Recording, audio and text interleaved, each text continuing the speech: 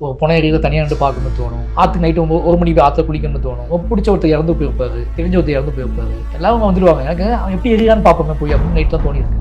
யாருமே இல்லாமல் அலைஞ்சிட்டே இருக்குன்னு தோணும். நான் தனியாக ரொம்ப அலைவேன். நான் ரொம்ப மிஸ் பண்ணுறது தனியாக அலைவேன். இன்னைக்கு என் ஹஸ்டன்ஸ் கூட வந்துட்டே இருக்காங்க, எவ்வளவு வந்துட்டே இருக்காங்க கூட. ரொம்ப தனியாக என்னென்னமோ தோன்றலாம் பண்ணியிருக்காங்க. ரொம்ப தனியாக நிறைய ட்ராவல் பண்ணியிருக்கேன். ரொம்ப நினைச்சப்பட்ட நேரத்துக்கு யாருமே போகாத இடத்துக்குலாம் தனியாக போவேன். அதுக்கு ரீசன் என்ன அப்படின்னா, எனக்கு அப்படி ஒரு உணர்ச்சி இருந்துச்சு. எல்லாரும் பார்க்கக்கூடாதுன்னு நினச்சி போகிற இடத்த போய் பார்க்கணும் அப்படின்னு ஒன்று இருந்துச்சு. அதை ரொம்ப மிஸ் பண்ணுறேன்.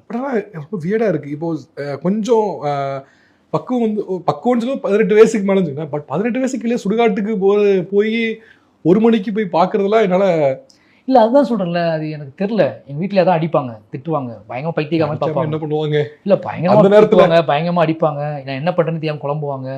அது வந்து ஒரு மாதிரி ட்ரீட்மெண்ட்டாகவே அவங்க என்ன யோசிக்கணும் தெரியாமல் முடிப்பாங்க. அதுக்கான காரணம் என்ன அப்படின்னா தெரில. எனக்கு சின்ன வயசுலேருந்தே வந்து எனக்கு என்னென்னா ஏதோ ஒன்று தெரிஞ்சுக்கணும், ஒன்று புரிஞ்சுக்கணும் அப்படின்னு ஆசை இருக்குல்ல.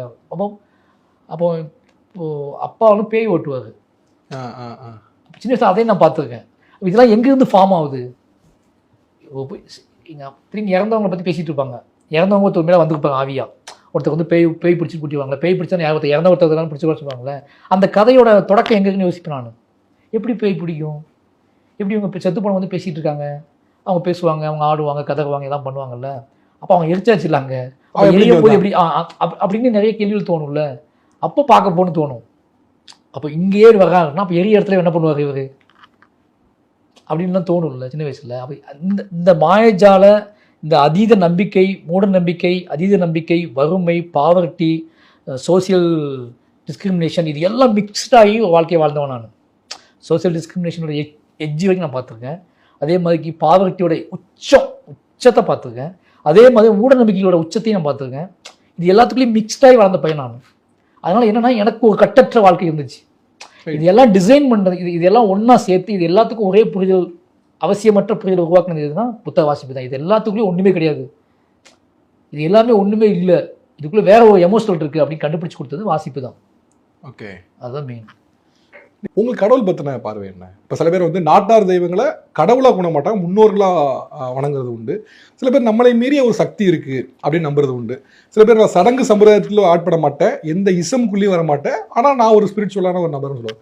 மாறி செல்வராஜ் இந்த கேட்டகரிக்குள்ள எதில் வருவார்? இல்லை நான் மொத்தமாக ஏத்திஸ்ட்னு?